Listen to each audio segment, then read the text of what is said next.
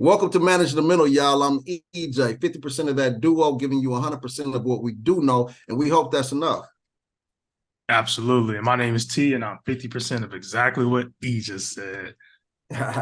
T, what's on Yes, the plate sir. today, dog? Man, so we want to talk about with the young holidays coming up, we want to Yeah. talk about what seasonal affective disorder is. Mm. Um, and obviously,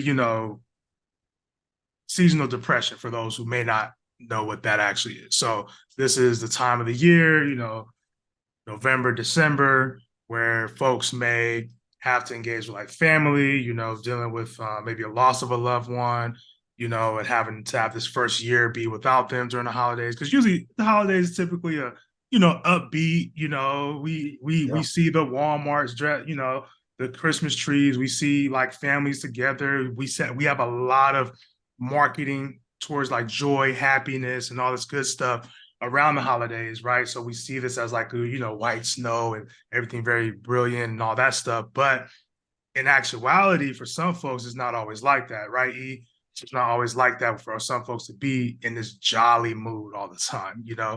Um, so yeah, so we want to get into this and we want this to resonate with you guys. If you guys have experienced this before, if you guys have family members or family issues, this is going to be the episode for you, especially during the season of the holidays. So tap in, you guys. Make sure you guys tune in right now because we're going to get into it at this moment. So E, can you break down a little bit like what is seasonal affective disorder for the folks who may not know? Yeah, and the easiest way to put it, it is a type of depression, and it's something that's kind of come up in recent times. And there really at this point is no concrete real evidence on what causes it. The belief is through, research and a lot of data that you read is that because the days are, once it gets into that fall winter time, once I get what it, that once daylight savings occurs, days get shorter and therefore nights are longer. And so because of that, they believe that there's a chemical change in the brain that leads to certain types of depression because, and not to mention the weather change as well. You know what I mean? If you're living in a place where it can be, fairly warm, it's, warmness feels good. Cold, not so much. Cold has an effect on you. You may be bearable for a moment or two, but after a while, it kind of really, really increases. I don't know if there's a correlation between seasonal affective disorder and with like the suicide rate, where they talk about certain places that have the highest suicide rates, and it just so happens to be the Northwest, and those are places where it is far more gloomy than other areas of the country and stuff like that. So it is a degree of depression for sure that happens. I think in time more research will come about, but I think what the spin that we can also implement to seasonal affective disorder and being caused by weather and the change in daylight and things like that is also family engagement because it happens to be around the time of the holidays. And as you alluded to before, T, like when you talk about the holidays, you're talking about the most wonderful time of the year. At least that's what the song says. You know what I mean? But Yeah. it ain't like that for everybody, T. Yeah. It's not. Starting with Thanksgiving, a lot of people get a whole lot of anxiety. Yeah. You know what I'm saying? For different types of reasons, whether it's grief, it could be the loss of loved ones that, you really, really feel around this time, or it could be the fact that there is, unresolved issues within family yet. And still these couple of days on the calendar out of 365, you're supposed to kind of come together and act like everything is all right. But Uncle Leroy ain't apologized for acting up about 4 years ago. He still ain't apologized for being a fool on Turkey Day. You know what I'm saying? It's like, Yeah. I'm cool. Yeah. So I think as people are preparing to enter this time of the year, they need to really engage in a popular term that everybody uses now, which is self-care, and assess whether or not is this good for you? Yeah. Is this good for you? You know what I mean? If it's best for you to just kind of step back a little bit and just be like, I can't handle that, or I'm not going to be able to carry that, then do just that. Because you don't need to be getting sad, and over because they want you to be there to cut turkey and eat dressing. That part. You know, some nasty potato salad, you know, cook. Who made the potato salad? Who made this potato Yeah, salad? who made this? Raisin. Stop playing. Yeah, nah, most definitely, E man. There's an honest conversation you have to have with yourself around the holidays is whether or not you have the emotional bandwidth and emotional capacity to deal with whatever environment you may be putting yourself into when you're around family members, right? So when we have the holidays like, Thanksgiving, primarily Thanksgiving and Christmas, don't want to obviously exclude the other holidays like Hanukkah, Kwanzaa, all the other cultural holidays, but those two significant ones that's really pushed. That we are very mindful about, where we're spending our energy and also not putting ourselves in positions where we're uncomfortable. Sometimes there's family trauma or things that are unresolved with the family that we feel obligated to like be part of. But in reality, like you have maybe been in therapy this year, maybe this time last year you didn't realize it, but now like some things are coming to fruition. You might have listen to us or listen to other things on social media. You're like, you know what, my family dynamic is kind of messed up. You know what I mean? So this time around, you're like, okay, last year Thanksgiving, we had X, Y, and Z go on, or there might have been some stuff from your childhood, abuse or whatever it is, and now you're looking at people a different way. You know what I mean? So you have to really reevaluate: is this going to be a good space for you? You know what I mean?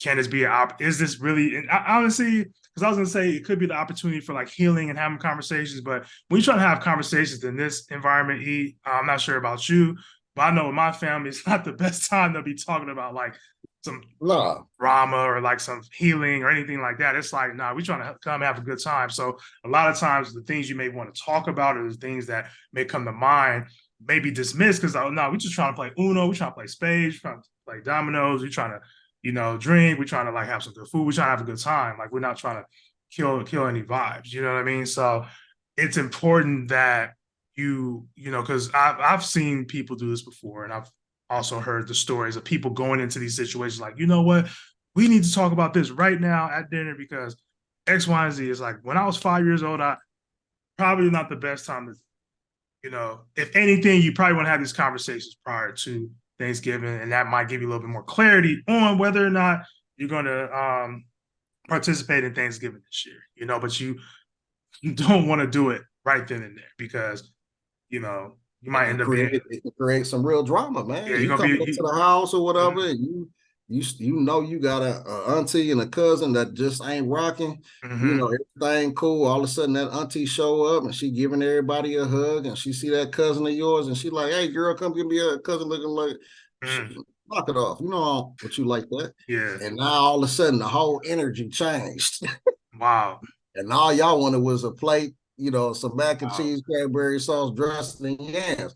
And now all of a sudden, it's a real issue. And so you're right. And I think going back to seasonal affective disorder, it's important to understand that if that is something you feel as though that you may be experiencing, that may be a time to engage in boundary setting, because just knowing that you feel like that, but knowing also, you know, if you know like, man, I ain't really rocking with my family too much, don't do something that you feel that you know what I'm saying, that people feel that you should feel obligated to do if you don't feel it yourself. that part. Don't do it, because it doesn't serve you. It doesn't serve you at all. And then Mm-hmm. as you alluded to, you know, there will be a time will present itself where maybe you guys can have that much needed discussion, but it shouldn't be on a day where, you know, everybody's spirits are kind of up or vibing because because you guys are engaged in some form of fellowship. Mm-hmm. You don't want to sprinkle dysfunction into that. And so if you know that you're not necessarily feeling it, you know, you that's a way to effectively communicate with your family, is just letting them know, you know, I'm not really up to it today, but I do appreciate the invite. I really hope that everybody has a good time, and maybe we'll see you on next time. Yep. Absolutely, absolutely. You can, and I like the way you said it because you can set boundaries around this time, right? Boundaries is really, and I know we talk about this a lot, and this is like ongoing thing when we talk about boundaries because boundaries is pretty much in every facet of our lifestyle. You have to understand like what can you tolerate, what you're not going to tolerate, what are negotiables and non-negotiables, right? So when we talk about the boundary part, when we're talking about the holidays, it's like, yeah, you have to see what can you tolerate and not tolerate. You know, what are the things that are compromisable and not compromisable, right? So that's super important. Again, like when we talk about setting boundaries too, during this time of the season, to be joyous, you still have to be mindful of your boundaries. One other thing too, when we talk about seasonal affective disorder, grief can come along with that too, right? Yeah, So, yeah. like grief, loss, this may be the first time you've experienced a loss of a loved one, and this may be your first Christmas without them, first holiday, first Thanksgiving, or whatever the other holidays are. This may be the first time you've experienced that moment without them, right? So Mhm. it's like being mindful about what comes along with that, right? Sometimes what can be helpful, especially if you're trying to work through those things of like grief and loss, and it's going to be the first time without, family members, because it doesn't always have to be a loss. It could be a loss of a relationship. It could be, Yeah, just definitely. a loss of whatever. Like you may not be with somebody that you were with last year, and X, Y, and Z, right? Um, it's helpful to sometimes understand what the traditions were. If it was somebody like, your grandma or your mom or whoever, God forbid, had passed away, you want to maybe like cook their favorite dish or something like that, or there was a game maybe you guys played that might be something to kind of keep the tradition going. Now, also too, what might be helpful is setting new traditions, setting new traditions where it's like, Mhm. okay, well, we used to do this. Now let's try to set a new tradition, right? For Christmas, my family always do the gumbo. That gumbo is something that my grandma had did, and she's gone and passed, but that's something we still do to this day. Is like we cook gumbo on Christmas, right?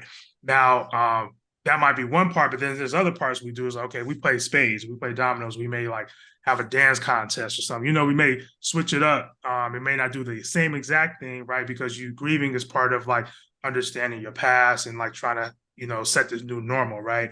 So the healthy aspects that are good traditions you might want to keep, but also the ones that may have not been, um, you know, that might bring up more triggers for you. You probably want to kind of steer away from those. You know what I mean? So understand there is a lot of grief and loss when it comes to that. But what are your thoughts just around like the seasonal affective disorder and grief and loss? Yeah, I think I'm glad you highlighted that, because so oftentimes when we think about grief, we think about the loss of a loved one as it pertains to death, but it's far broader than that. Grief is far more complex than that, and it's not just about somebody passing away. It could be the end, like you said, of a relationship. And during this time, many people, this is a definitely probably the most vulnerable anybody time of the year that a person can feel if they're experiencing loneliness. I would think November all the way to February. November to February, from Thanksgiving to Christmas, all the way up into Valentine's Day. Those are days when people feel a great deal of vulnerability. And Yeah. sometimes what happens even within families, not even so much in romantic relationships, but just within families. Say, for instance, somebody, and nobody's perfect. We all have fallen short. We have all had challenges, but maybe somebody wasn't in the best space, say, years prior, whether they had some mental health things going on, and maybe they displayed some types of behaviors in front of the family, or had did stuff to the family, and the family has kind of almost ostracized them in a sense, Wow. despite them being in a better space. Wow. Despite them being in a better space, healed, saying sober, whatever the case is, and they still kind of like on the outs. It is during this time that something like a relapse could greatly occur, because they feel the pressure of loneliness. Loneliness is literally like a pressure cooker, man. Before you know it, it's like it can really do you a great disservice, kind of Mhm. almost take you out, because it's heavy, especially during this time of the year where everywhere you look, if you're scrolling through your phone, if you're looking on TV, it's people together. You see couples taking pictures with matching pajamas and all this, and you thinking to yourself, family pictures, everybody either playing spades, eating gumbo, bagging on it, whatever it is, everybody's having a good time, and here you are by yourself. and you're looking at it through the lens of, man, I messed up so bad, I'm no good. Now, you know what I'm saying, you're weighed down with a bunch of regret because you've, created, a situation where your family has a bunch of resentment towards you. And so that healing and just, we got to think about people like that too. Because those are the people, people that, we talk about people that burn bridges a lot, but we don't never necessarily talk about what happens after they realize what has been done. Right.